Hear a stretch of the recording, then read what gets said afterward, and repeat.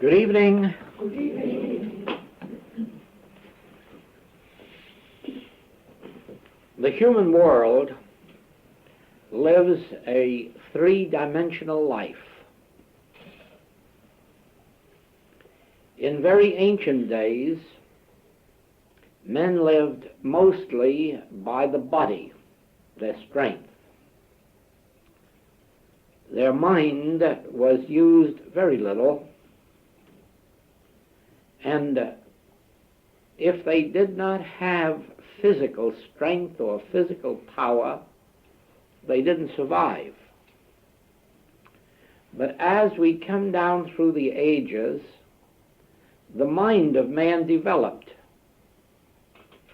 and eventually we came to a place where we are in human history today, where life is lived mostly through the mind.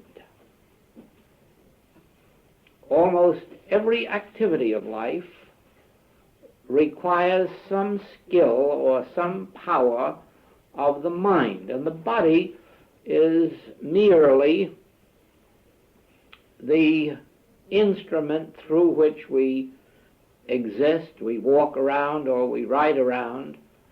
We really carry this body around, but mainly as an instrument of travel, except for those who are still living on the level of manual labor, and they are undoubtedly remnants of those ancients who had no developed minds. Except for these, mankind today is living principally through the powers of the mind. It makes no difference whether it is art or literature or music. It makes no difference whether it is architecture, building, mechanics. Almost everything in life requires today a skill of the mind. Now, most of the human race are limited to a life of mind and body. What they cannot achieve with their mind or body is not achieved, is not attained. If they cannot accomplish what they wish with their mind or body, they cannot accomplish it. And the reason is that they have not yet gone beyond the realm of mind, just as these ancients had not gone beyond the realm of matter or body.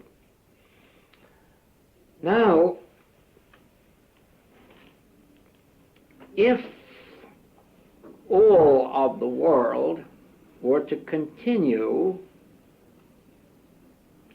to live in this realm of mind and body, it would soon be destroyed. Even if there were no danger of atomic warfare, even without this, man would destroy himself. Because, and this is more especially true today where the idea of government is democracy, a democracy has within itself the seeds of its own destruction. All democracies must in the end fail. The reason is that they only live by virtue of a majority of the people governing. The majority vote, 51% or 52%, govern the world. And of course you only have to look around the world to know that it is the 51 or 52% who are not educated or who do not think or who do not wish to use the capacity of thought who are always in the majority. And so it is that eventually these governments all get into trouble because of mismanagement. If the world had nothing to look forward to, but a continuation of living as it is living now, through mind and body, it would not need a major prophet to predict its end. The mystics of the world, and we will speak particularly of one mystic, Jesus Christ, revealed, however, that there is another dimension of life. There is a dimension of life that is not known to the people of this world. It is known only, and was known then, only to the mystics or to the few who constituted those who had been taught in wisdom schools. As you know, in the days of the Master and before that, and for a long time after it, education was not given to the people. It was given only to those who qualified either for the religious life or the philosophical life. And so those who had access to the wisdom of the world usually became students of some religious body or the ancient schools of wisdom. In these ancient teachings, the secret of the fourth dimension was known and taught. The secret of living, no longer by might or by power, no longer by physical might or mental power, but by my spirit. This is the fourth dimension of life, the spiritual life. When Dr. Steinmetz, the great electrical wizard, was asked early in the 1900s, what do you say will be the greatest discovery in the 20th century? His answer was, the secret of spiritual power. They, of course, expected him to predict some great electrical inventions or discoveries or some other material power, but no, this great man foresaw that in this century the secret of spiritual power would be revealed. And right here some of you may be asking, how can this be? Hasn't spiritual power always been known? No, it hasn't. It has never been known, except to these mystics and those whom the mystics taught. The secret of spiritual power has never been known to mankind as such. It has never been known in any church. It has never been available to mankind through any religious teaching. None whatsoever. No church, no religious teaching ever has had access to the secret of spiritual power. And the reason is that except for these few periods of revelation, the secret has not been known. And according to this prophecy, the 20th century is the time in which it will be revealed. Now, it isn't difficult when you trace the history of the ancient mystics to see that they had the secret, and it isn't difficult to see why each time that it was revealed, it was lost. It's very easy to follow that. Just as it is very easy to discover the secret of spiritual power in the teaching of Jesus Christ. And yet, nobody has ever found it in the Bible. but it's there.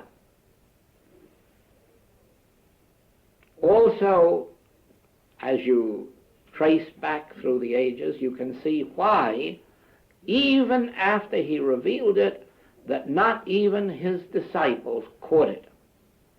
Not even his disciples were able to carry it on to any great extent. The answer is that to us in the material and mental realm, the spiritual is something that cannot be grasped. And so I would like to say to you, first of all, that no one will ever learn the secret of spiritual power with their mind.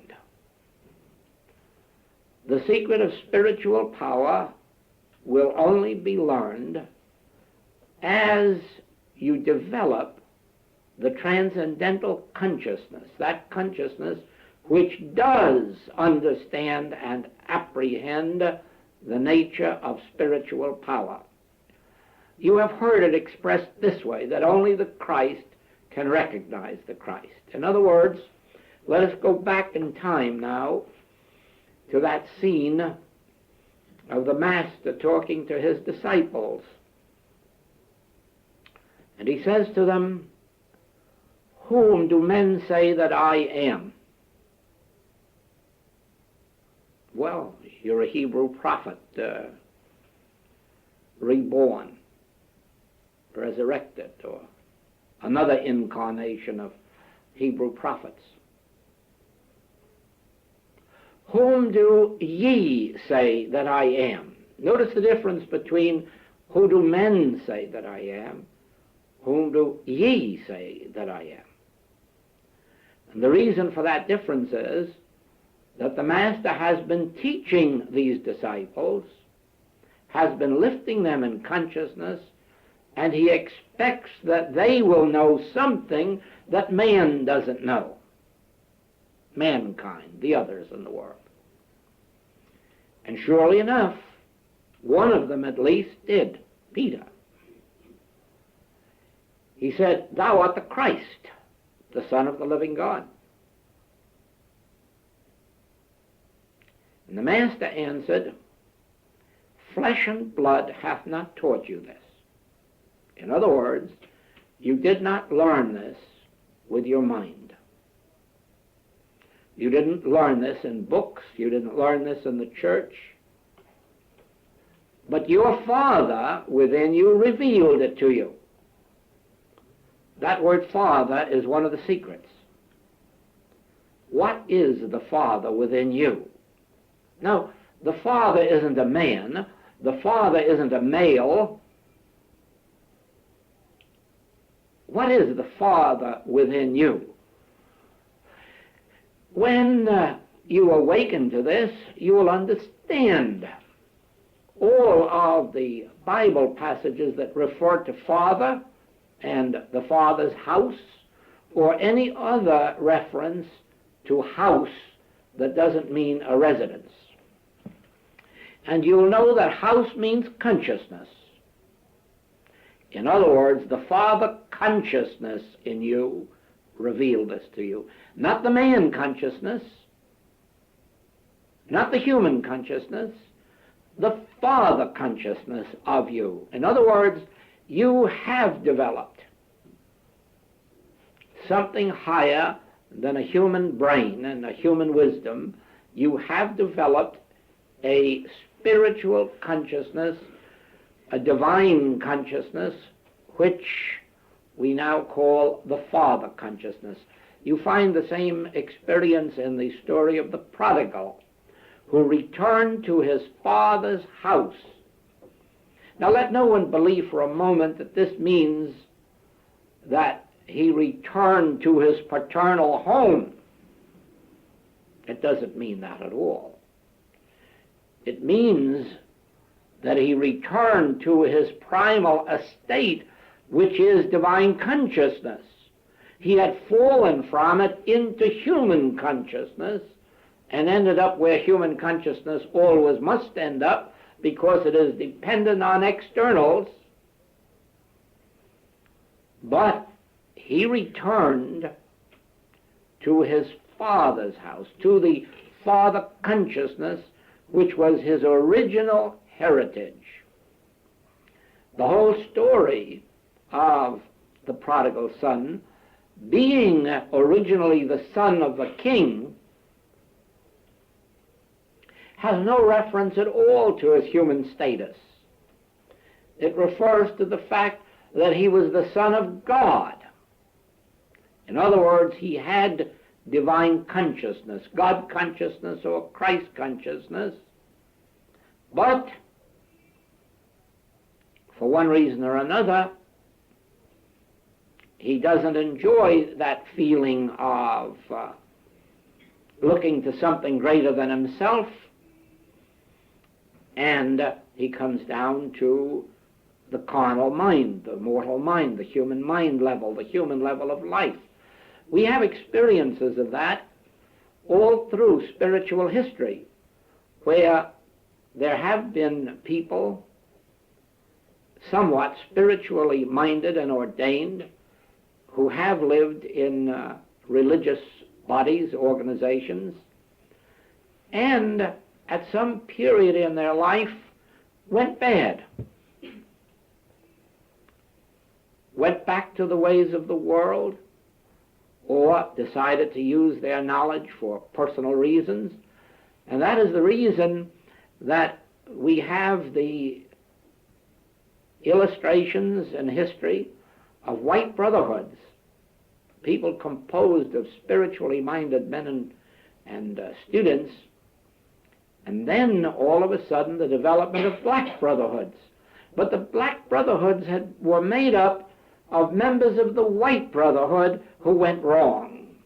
And this is just another illustration of we, ourselves, in our original state, we were of the household of God. We were divine.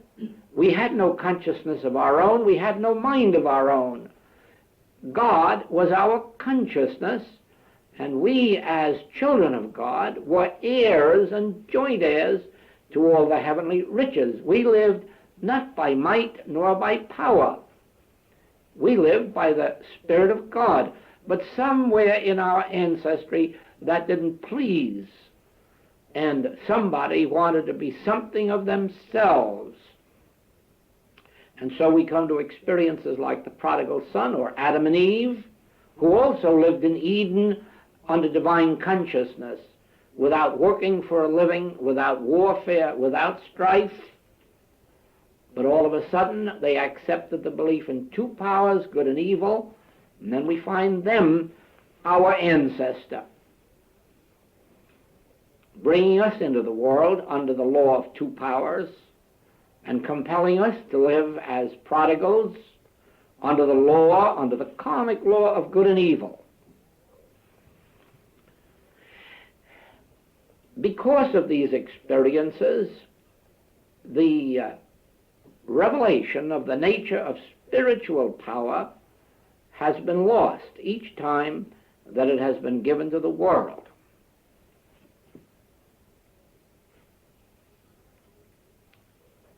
Now we are in that prophesied age where the secret of spiritual power is being revealed to the world.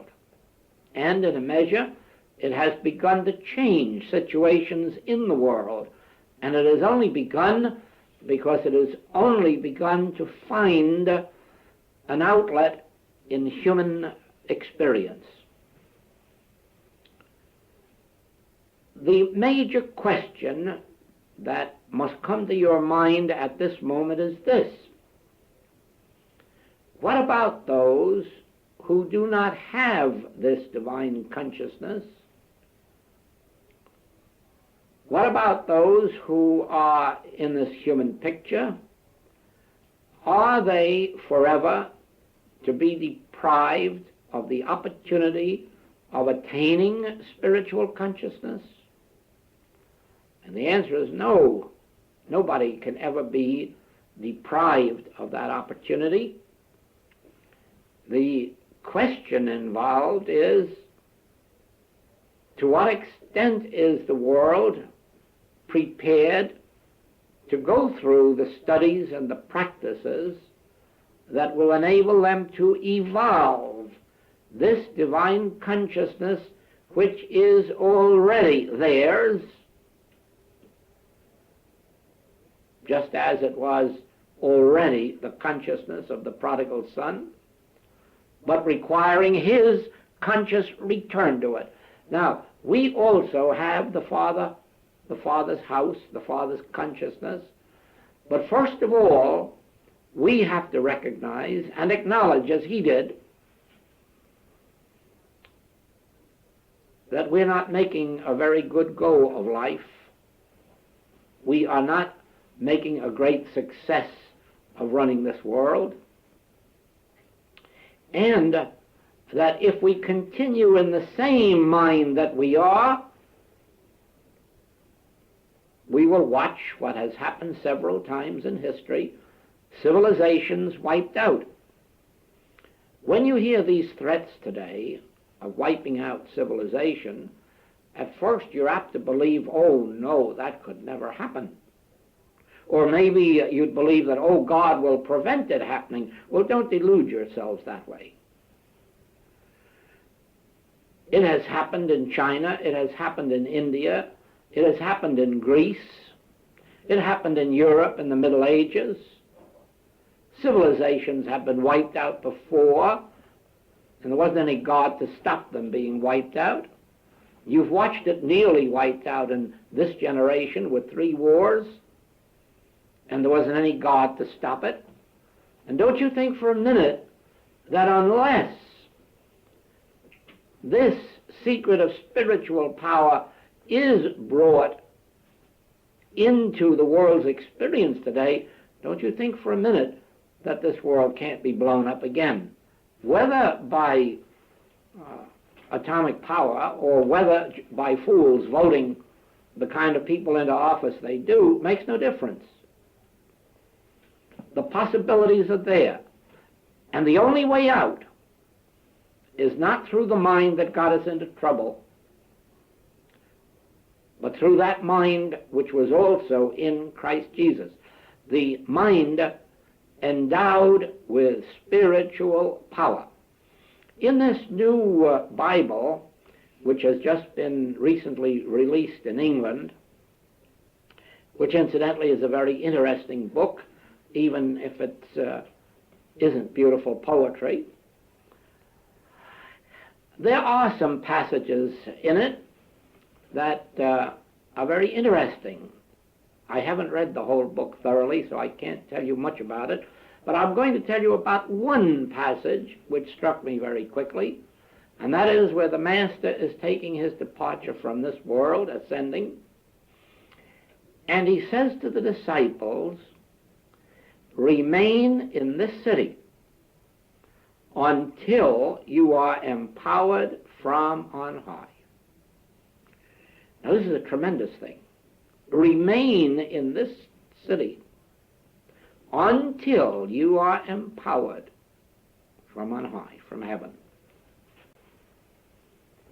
In other words, there is the recognition that the disciples, badly broken up by virtue of the crucifixion, probably losing their faith in the whole teaching because of what seemed to be the failure of Christ Jesus to them, and the persecutions and the seeming lack of intervention by God.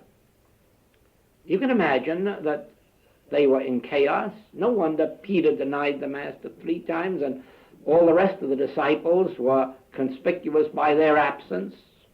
Not one of them supported him. And you can readily believe that they thought they were witnessing a great failure of their whole teaching and their whole teacher, and they were about ready to give up.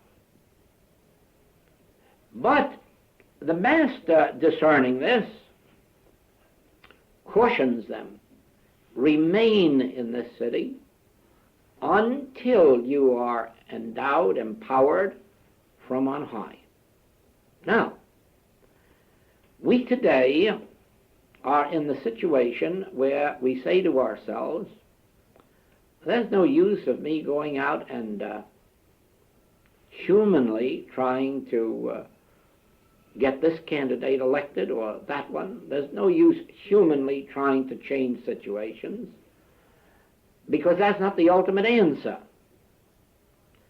The ultimate answer has to come with spiritual power. And the Master saw that. And as he said then, remain in the city until you know, until you are empowered from on high. So we are going to say, remain where you are, doing what you are, to the best of your ability, and wait to be endowed, wait to be empowered with spiritual power. Only don't wait by going to sleep. Don't wait by sitting around and reading some books and believing that this is going to bring you the power from on high. While we are waiting around, let us do something, because we have discovered how to attain this fourth dimensional consciousness, how to attain this power from on high, how to receive the divine grace of God, and once more be restored to the Father's consciousness. First of all, to explain the meaning of divine consciousness or Father consciousness, you must meditate. You must ponder for a while the Master's statements to the effect, I have meat the world knows not of. I can give you bread. I can give you water. I can give you water that springs up into life eternal. Now, there's no use of glossing over those statements. There's no use of believing that we know what they mean. Those statements must be pondered until they actually disclose to you what they do mean. They have a meaning. They have a meaning of such importance that if you were to spend a year on just those two statements, you would not be wasting your time. What does it mean if I say, I have a meat that the world knows not of? Doesn't it mean I have an inner resource, a hidden manna? Doesn't it mean that I have something the world knows nothing about, which supports me and maintains me and sustains me and feeds me and satisfies me? Of course it does. Of course it does. The whole of the Master's teaching is revealed in a few statements like that.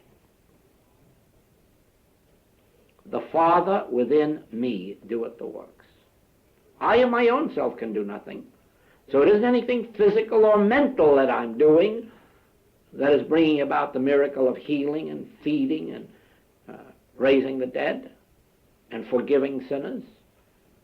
It isn't my personal will or strength, nothing of my body and nothing of my mind, and nothing that I can do about it. It is the Father within me. What is this Father within me? Well, it is something that operates without might, physical might, or without mental power. In fact, it operates without any conscious direction on our part. Witness the woman who pressed through the throng, touched the hem of the robe and was healed. And until she was healed, the Master didn't even know she was there, showing that he did not consciously or with any effort do anything to heal. The healing took place through him as an act of grace. Now, we had an experience like that last week with a lady who was in pain and had a discordant condition and never mentioned it. And then all of a sudden reached up to feel and looked surprised and said, oh, the pain is gone, and it is gone. And it was. Well, nobody noticed it. Nobody did anything consciously about it but the Father within. That grace actually dispelled this physical discord. So did this same grace operating through the Master heal the woman. I have meat the world knows not of, and it is performing for me those things that are given me to do.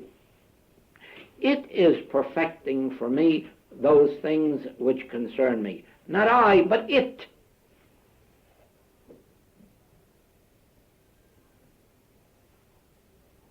I am the bread of life, or I am the meat, or I am the water, are just more statements, meaning I do not have to get these in the outer world because I contain them, I embody them, they make up my consciousness. My consciousness is constituted of everything of which I shall ever have need. Therefore, I do not have to ask for it, or beg, or plead, or pray. It is already within my consciousness. Now, if you understand then that the divine consciousness, which is the source of spiritual power, is that very inner consciousness which embodies everything necessary to your experience, you have touched the first step toward realization. First, the acknowledgement that there is a He within me.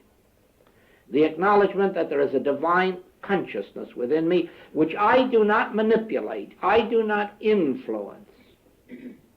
If anything, it manipulates me, it influences me, it guides and governs and directs, it feeds and supports and sustains me in my every activity. First, there must be that acknowledgement.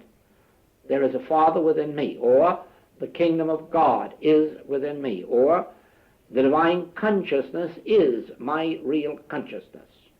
And it contains the elements of life. In other words, my life is not dependent on my organs, my physical organs, but rather my physical organs are dependent upon my life, upon this consciousness which I am. Therefore, every organ and function of this body lives and moves by virtue of my consciousness, my life. These are one. Until you see this, you not only are not dependent on the Father, but actually you're making yourself dependent on your body. And that is as serious as making yourself dependent on man whose breath is in his nostril, or putting your faith in princes. In other words, it's as fatal as looking to the external for your life and well-being, instead of, I have meat the world knows not of. I have the living waters within me. I have the bread and the meat and the wine and the water. I have within me the power of resurrection and ascension above every human belief. Only when we begin to make that claim have we touched the first rung of the ladder. Now, to develop this spiritual consciousness, which is the source of spiritual power, it is necessary, or rather, it has been found helpful, yes, I could say it's even been found necessary, to practice certain principles which ordinarily are not accepted in the human world. As a matter of fact, even though they're known here and there, even where they're known, they're considered to be impractical. But we discover in our life that, as a matter of fact, they are the only practical principles that exist. No one can develop spiritual consciousness without a recognition of one power. Now, you understand that intellectually we all agree that there is only one power. As a matter of fact, you can go into any church in the world and hear hymns sung to that one power, Almighty God. But nowhere can you find an individual that believes it enough to rely on it. And yet, in order to attain that mind that was in Christ Jesus, the spiritual consciousness, it is necessary first to adopt that principle, and adopting it, begin to apply it in every circumstance of life that presents itself to us. In other words, if we are reading the headlines in the paper or listening to the radio, and we hear about these threats of war and disaster, we must be alert within ourselves to realize there is but one power, and that's the power of the invisible, the power of God. In other words, we have to again go back in history and watch the Master in the scene with Pilate. Thou couldst have no power over me. Remember, he had been told too, as we've been told lately, I have power of life and death over you. But he couldn't agree on that. Thou couldst have no power over me unless it was given thee of God. We have to be able to face every such situation with that same answer: there is but one power. There is no power in mortal man. There is no power in mortal mind. There is no power in man whose breath is in his nostril. You can go back and watch Moses take the Hebrews right away from Pharaoh without arms or ammunition, while Pharaoh had a great army. And you can say to yourself, my God, how did he do that? And the answer is in the Bible. He was endowed, empowered from on high. The Father said to him, you don't have to do it. I'll be there to do it through you. You don't even have to speak. I'll be there to speak through you. And so it was proved that when Moses realized all power in the invisible, Pharaoh had no power to stop him. And the Red Sea had no power to stop him. And the lack of weapons had no power to stop him. All the other fellows' mighty weapons had no power to stop him. Starvation had no power to stop him. Red Seas had no power. Why? Because he had attained that fourth dimensional consciousness which recognizes there is no power but the Spirit. Ah, yes, but we have other temptations. There are seasons when there are epidemics, sometimes light ones, colds, grippe, flu, sometimes polio.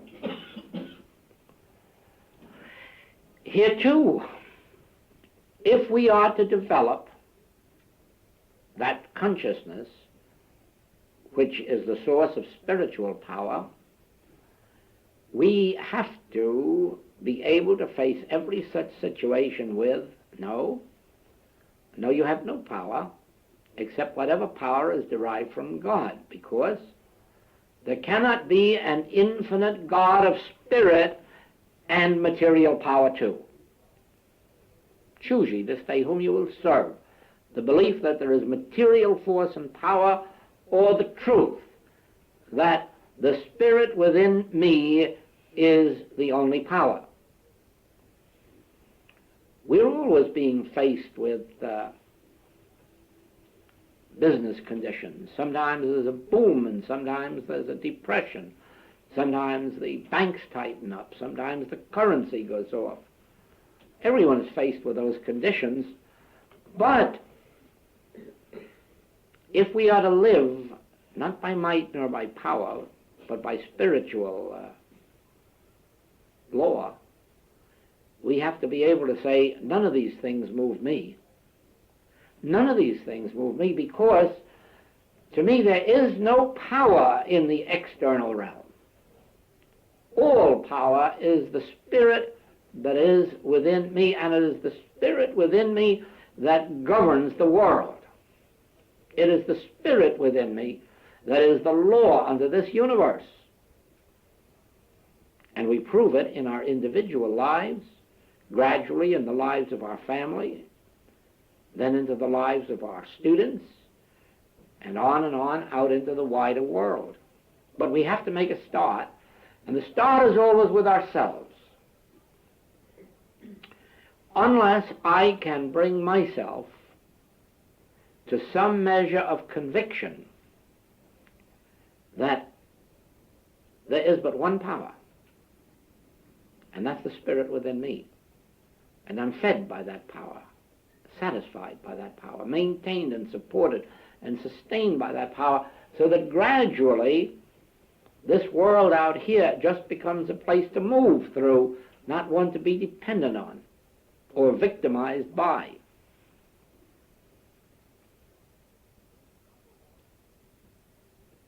In our work in the Infinite Way, we have discovered another principle.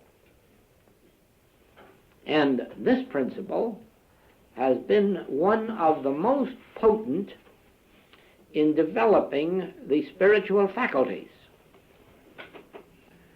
It is probably as difficult to practice as one power is. And those of you who have tried to practice one power already know that it's difficult.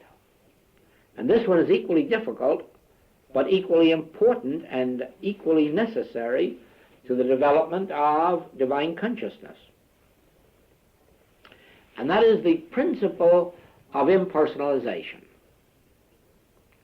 You see, we have always, whether it's in the Bible or history, you'll notice that we always name a name when we're thinking of evil. Pharaoh denotes a form of evil to us. The Caesars, a form of evil. Genghis Khan, a form of evil. The church of the Middle Centuries, another great evil. Coming up to our modern days, we've had the Tsars, and Stalin, Hitler, Khrushchev. If you'll notice, every one of those names brings up to us an evil of one age or another, of one nature or another, and thereby we have personalized the evil, and by personalizing it we have continued it, because we have not laid the axe at the root of the tree. You could lop off all of the pharaohs you want and all of the Caesars you want. You can cut off all of the czars and all of the dictators anywhere you want, and I say to you, you'll have twice as many tomorrow.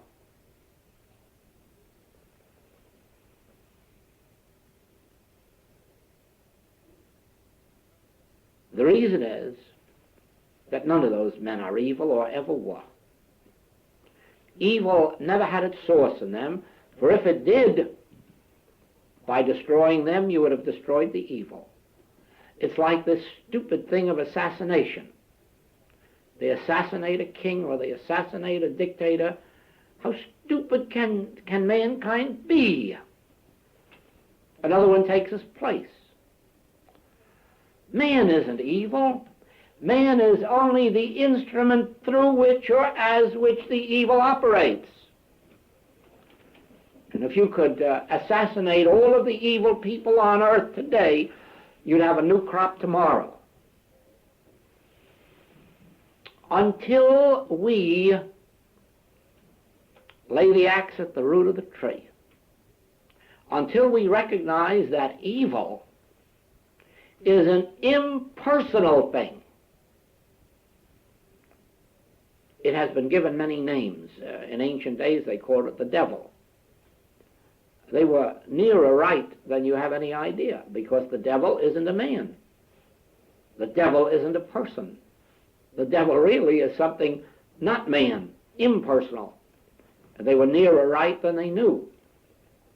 But of course, eventually they had to personalize the devil too. It has been called by Paul the carnal mind. It has been called in modern days mortal mind. It doesn't make any difference what name you call it. There is no such thing as a carnal mind or a mortal mind. There is no such thing as a devil. The only evil there is in all this world is a universal belief in two powers. That's all there is. It's the only evil there is. And as long as that universal belief exists, there will be a person through whom good can come, and a person through whom evil can come, and a lot of persons through whom some good and some evil can come. And never forget it. We are all made up of some amount of good and of evil, most of mankind in a very minor degree. But every once in a while up jumps one of these devils we've just named, who becomes a perfect instrument for all the evil there is in the particular generation. Now, getting rid of that person doesn't do a thing. We've gotten rid of czars, we've gotten rid of kaisers, we've gotten rid of presidents, we've gotten rid of dictators. And the whole world is a bad condition today because of more of the same type that exists throughout the world. Now, as long as we deal with persons and try to get rid of persons, we are going to be victimized. When we stop fighting persons and begin to impersonalize, and whenever we see evil coming through an individual, even if we see a man stealing on the street, don't stop there to try to punish him or call him a thief, but rather stop instantly and realize, thou art the Son of God too. This thing you're doing is the carnal mind, not you. And the very moment you remove it from that individual, you begin to heal them. And sometimes they're instantaneously healed. Whether it's the world conditions or personal conditions, the secret of removing and destroying discord is impersonalization. The attaining of that mind is impersonalization.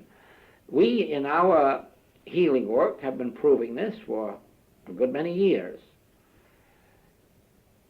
Sometimes students do not realize what a great difference there is between the principles of the infinite way and the principles of other teachings. But here is one way to see what a vast difference there is. We never give a treatment to anybody. Under any circumstances, for any reason, we never give a treatment to anybody. We never use the word you or he or she in a treatment. We never use the name of a patient in a treatment. We never use the name of a disease or a condition in the treatment. Why? That's just cutting off little branches off the tree and leaving lots of room for new branches to grow. Ah, no. In our work, we ignore the person and the condition, and we lay the axe right at the root and realize this whole appearance is carnal mind, the belief in two powers. and nullify it in that way, impersonalize it in that way, quickly take from the individual all sense of evil, all sense of discord, whether it's in the form of a bad nature or a bad disease or a bad habit, impersonalize it and see it isn't this individual, it's carnal mind or a universal belief in two powers. Also, in this infinite way, we never try to get a person to be better than they are. We never try to work with the individual to think right or do right. Never. Never. We never sit in judgment, never criticize, never condemn. Our work is only to impersonalize, to realize that whatever the nature of this evil is, it is impersonal. Whatever the nature of this evil is, it has its foundation in the belief of good and evil. If it weren't for that, you wouldn't have an evil condition or belief. If you had only one power, good, you never would have a discord. But because there is this universal belief, it isn't your belief or mine, it's universal. It's ours by acceptance. We were born into accepting it, but we have the power to consciously reject it. And it's too bad that we can't just reject it all at one time in 1 minute, or we could do it this minute and have it done with. But all we can do in this minute is accept this principle that evil is not personal, it is impersonal, that evil has its source in a universal belief in two powers, and then begin to dismiss it, drop it from thought, and watch the harmony appear. Now, these steps, the one power and the impersonalization, leads to the development of spiritual consciousness. And you prove this by the fact that as you get to a point where automatically you never hold a person in judgment or condemnation, when you get to the point where you don't try to use one power to overcome another power, where you're not trying to get God to do something to error, or where you're not trying to get the immortal mind to do something to mortal mind, once you begin to see that the whole secret of spiritual living and spiritual consciousness is in not using power. Why should you use power if there's only one power, God? What do you want to use it for? On whom or on what?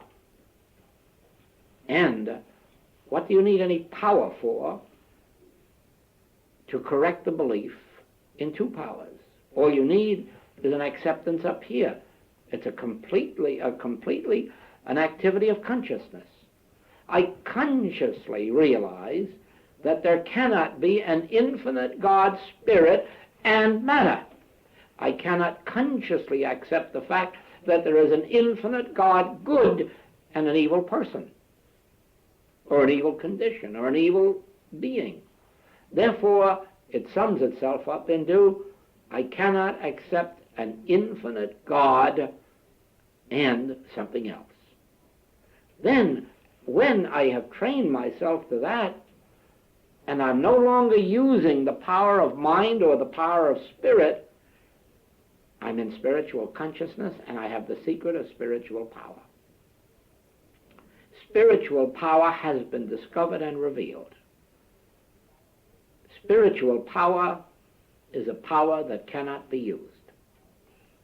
Spiritual power is the power that animates each and every one of us and operates when we stop trying to use God, when we stop trying to use truth.